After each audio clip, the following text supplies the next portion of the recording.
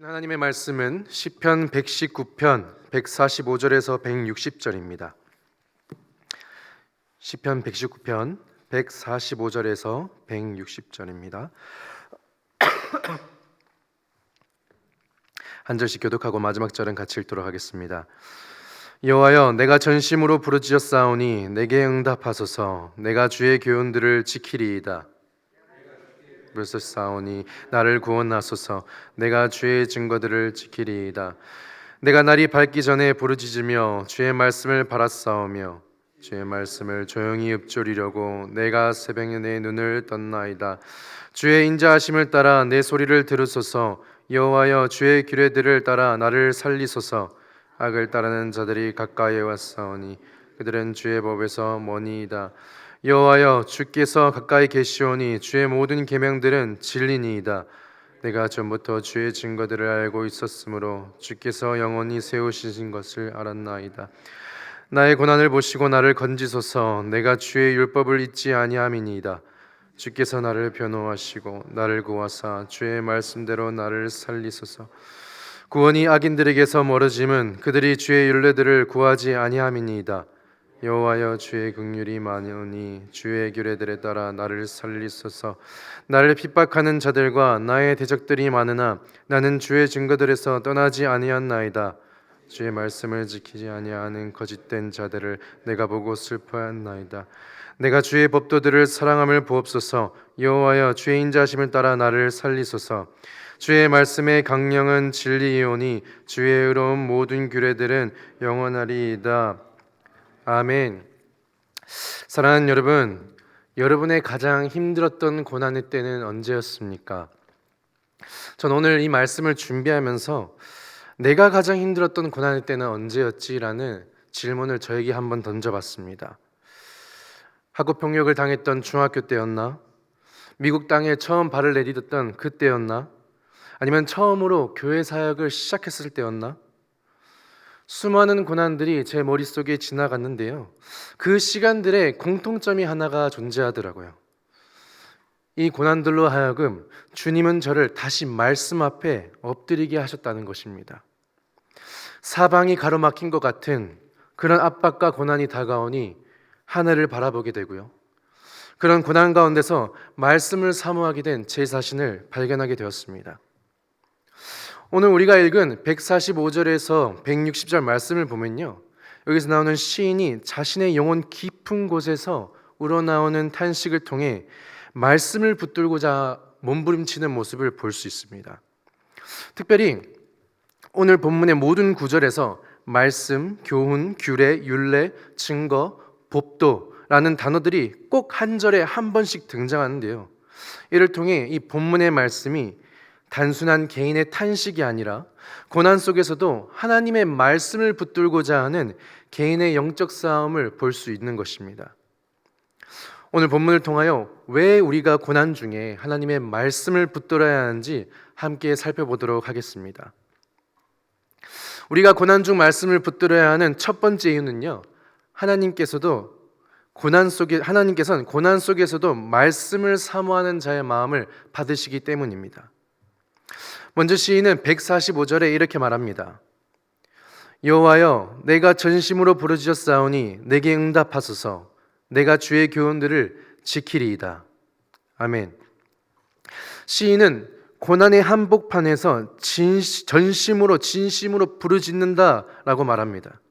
여기서 전심이라는 표현은요, 단순한 어떠한 정서가 아니라 삶 전체를 던져 간절히 부르짖는 자세를 의미하겠죠. 그저 작은 목소리로 요청하는 것이 아니라 정말 간절하게 부르짖고 있다는 것을 말해줍니다.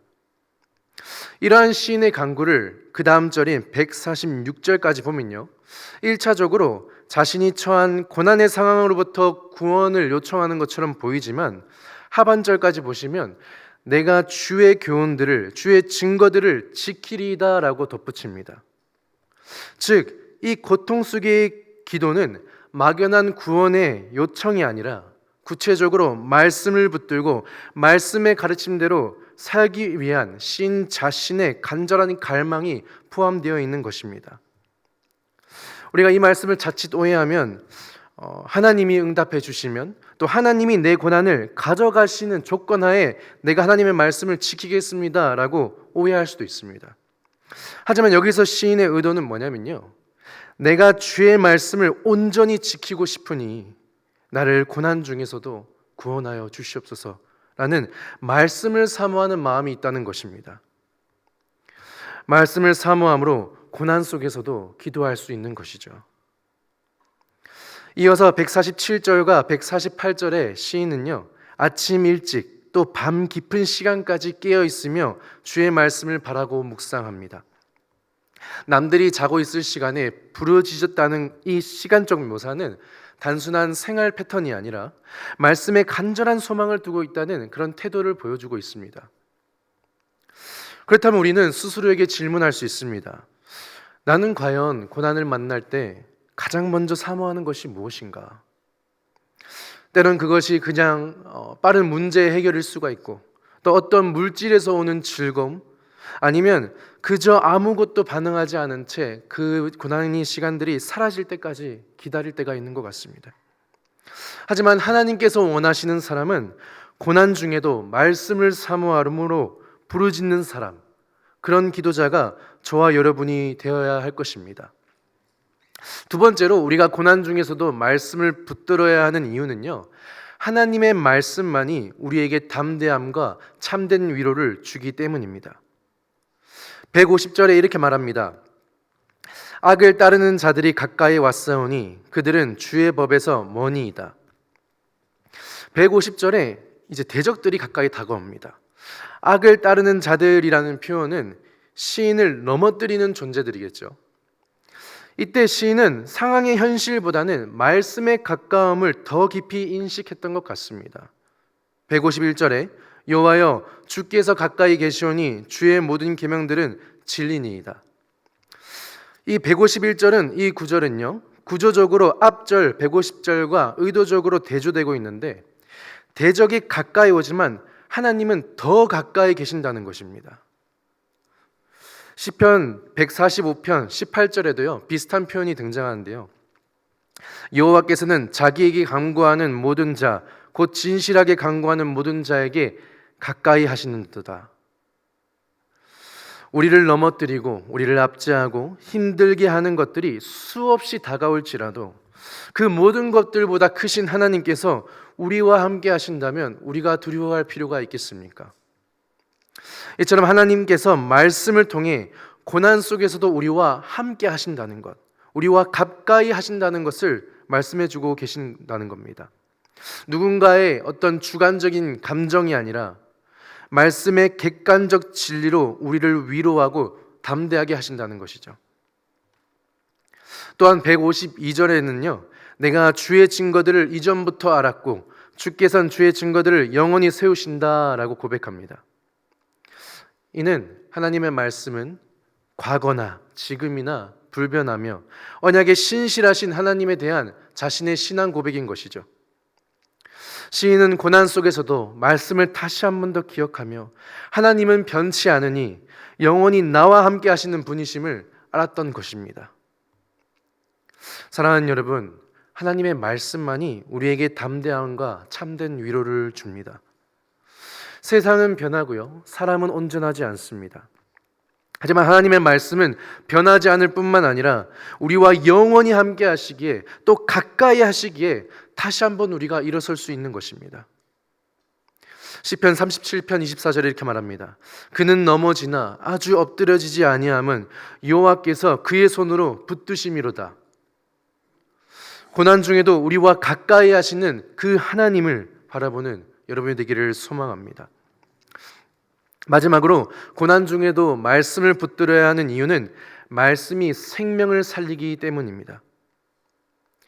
152절까지 시인이 말씀을 사모하는 부르짖음과 또 말씀에 대한 자신의 고백을 선언했다면 153절부터는요 회복을 향한 강렬한 외침이 터져 나오는 것 같습니다.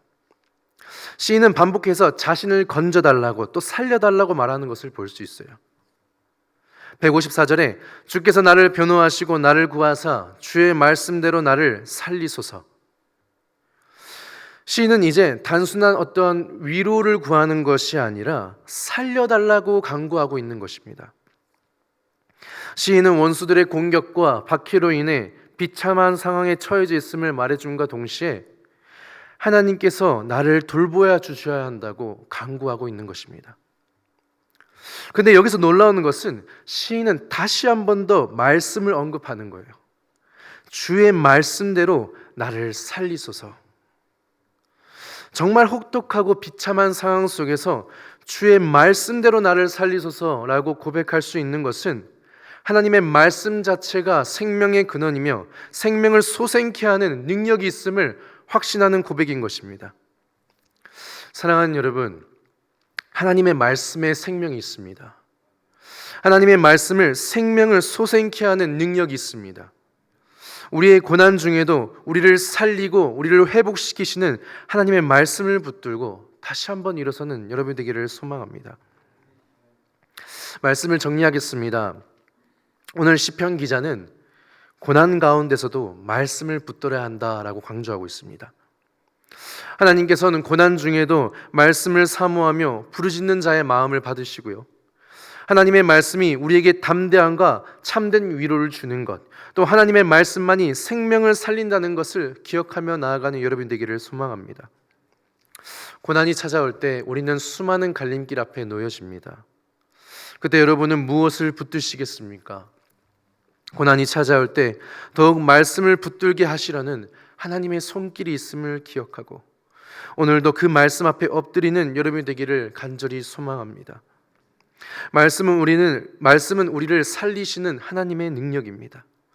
하나님께서 지금도 그 말씀으로 우리를 붙들고 계심을 믿고 오늘도 그 말씀 앞에 간절히 부르짖는 여러분이 되시기를 간절히 소망합니다. 기도하겠습니다. 사랑의 하나님, 감사합니다. 우리의 인생을 돌아보면 참 수많은 고난의 시간들이 가득한 것 같습니다. 그럼에도 우리가 두려워하지 않을 것은 참 진리와 능력의 말씀이 우리를 붙들고 있기 때문인 줄 믿습니다. 내 삶의 모든 시련 속에서 주의 말씀을 붙들게 하시고 말씀을 통해 위로받고 다시 일어설 수 있도록 주님 인도하여 주시옵소서. 주님께서 더 가까이 계심을 믿고 의지할 수 있도록 도와주시고 말씀이 능력이 있음을 믿고 오늘도 말씀을 붙들고 살아가는 우리들이 될 수 있도록 주님 인도하여 주시옵소서. 감사합니다. 예수님의 이름으로 기도드리옵나이다. 아멘.